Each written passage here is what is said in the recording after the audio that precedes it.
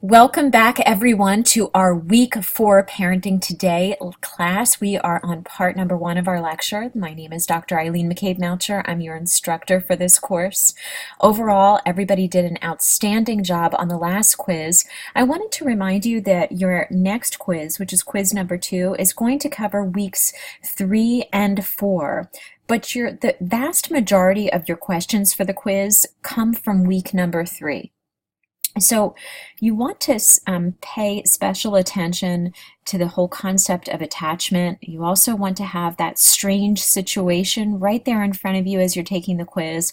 I realize that the quiz is open notes and you have the luxury of having 3 hours to complete the exam, but I like to make things as straightforward as possible for you so you know what things that you need to be paying attention to. So as usual, if you have any questions or concerns, please don't hesitate to reach out to me through email or through our class pager, and I'm happy to help you.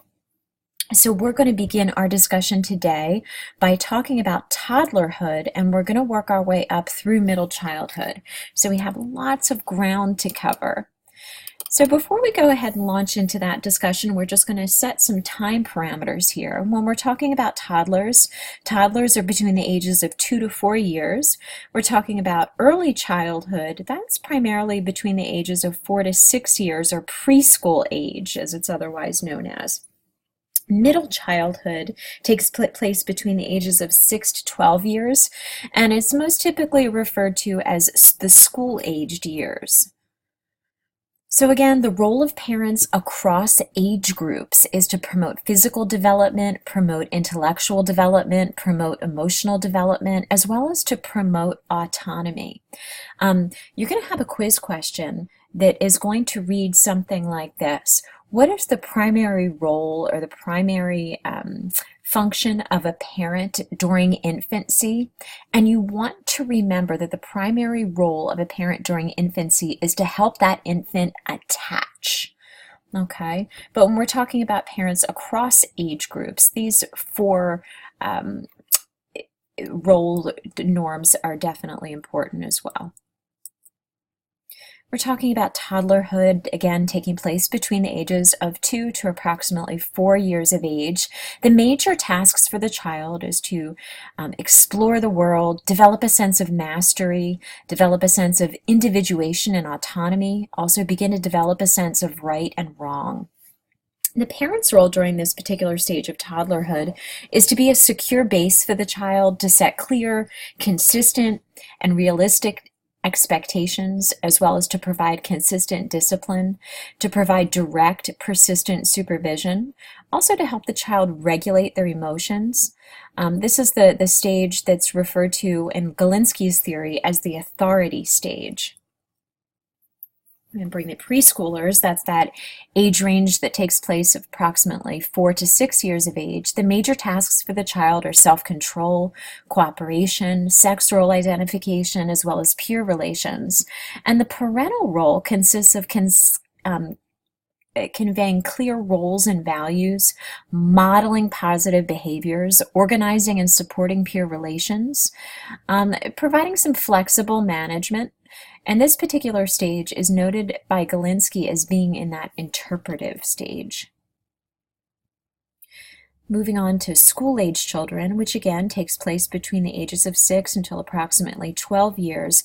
The major tasks for the child in this stage include self-confidence, peer group membership, close friendships, and school adaptation.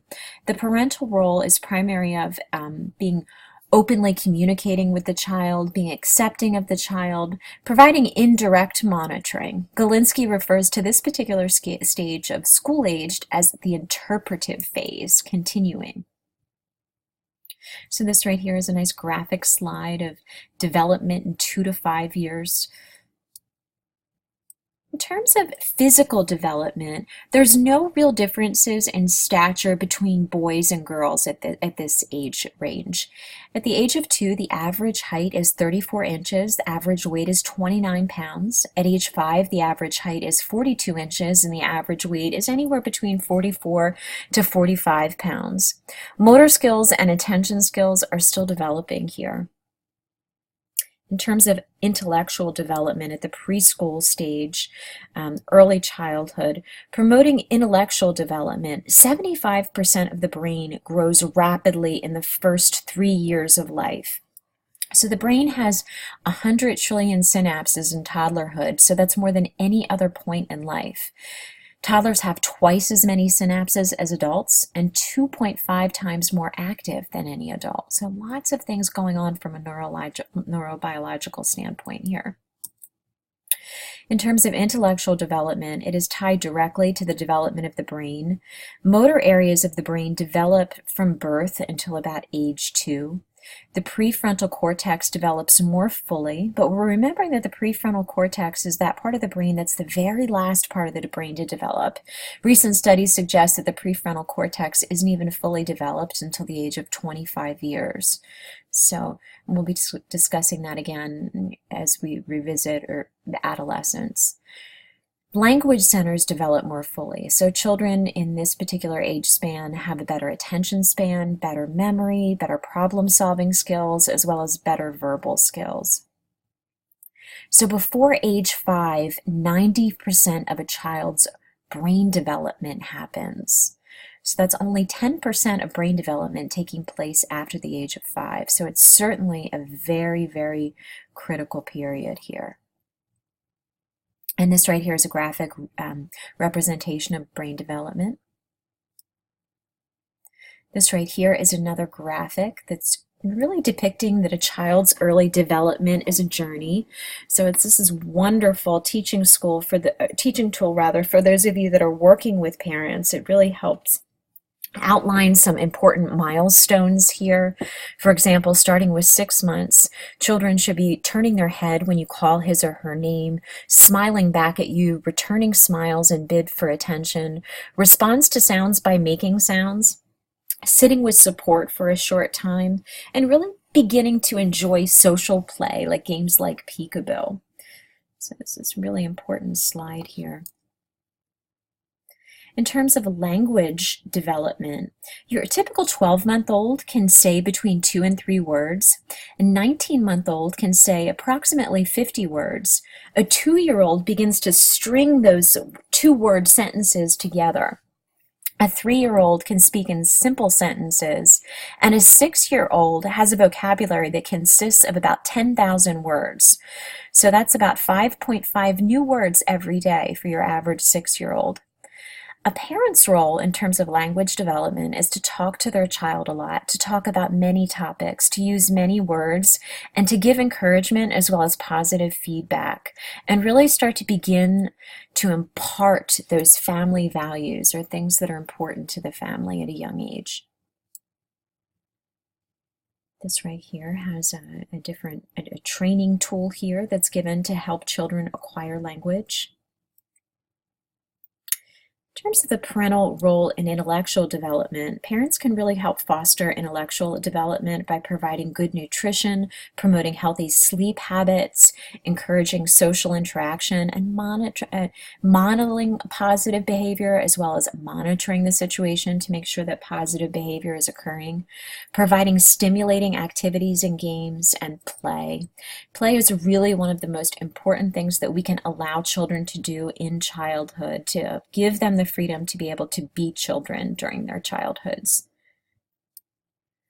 So the role of play, when we talk about it, we're not entirely sure what the role of play is. We do know that it increases pleasure, it increases relaxation, decreases tension, it helps children practice undertaking social roles, it improves motor skills, it improves problem-solving skills, and at least 20 minutes of unstructured play is recommended for children. Now we're going to move on and focus primarily on the development of 6 to 12-year-olds. In terms of physical development, again, there are no differences in statures between boys and girls. At age 5, the average height is 42 inches, average weight is between 40 and 45 pounds. At age 10, the average height is 52 inches and weight is between 75 to 80 pounds. Children in this stage typically have good coordination, and gross and fine motor skills are reached by age 7. In terms of intellectual development, there's 3 new milestones that we want to keep our eyes out for here. The general reasoning ability, the observation of objective properties, beginning of abstract reasoning takes place during this time period. Independent ability to organize information, as well as begin to learn within a structured setting such as school. It's the beginning of evaluated performance. In terms of school, it structures the daytime hours and evening hours for both children and parents. It's the foundation for life, so for higher education, for work, for income, for social skills, and it can protect against risk factors in later childhood, such as drug abuse or crime. It can also be a place of rejection and low self-esteem for many children. We've got lots of great bullying awareness programs in most of our schools here in the United States, which we'll talk about later on in our course. So this right here is a graphic depiction of parts of the school system. There's a parent, a child, teacher, community, peers, and personnel all interacting here. So here's the roles of the interested parties. So parents obviously provide a really important role, play a very important role here. Their involvement really predicts achievement in school. Parents, research tells us that when parents demonstrate calm and positive encouragement, it can result in positive outcomes for children at school. Parents should be able to advocate for their child when necessary and set clear, fair, and realistic expectations. Schools have the role of providing a strong attachment figure in the form of a teacher. Schools should set clear, fair, and realistic expectations, and they provide instructional and emotional support, as well as identify high-risk students. So peers also provide a very important role in school. They're sources of intellectual, social, and cultural information. They help children practice skills on one another, and they're also a really strong aspect or part of emotional support. State of American schools, and this is according to the OECD, so that's the Organization for Economic Coordination and Development. The United States ranks out of 65 countries, 17th in reading, 23rd for science, 31st in math. So week 4 in our discussion board, we've got lots of information about this. I've also got lots of great resources up for you on the discussion board in regard to some current issues related to our school system. So look forward to hearing your thoughts about that. So we're going to take a break here, and when we return, we'll begin part number 2 of our lecture series. So I look forward to seeing you soon.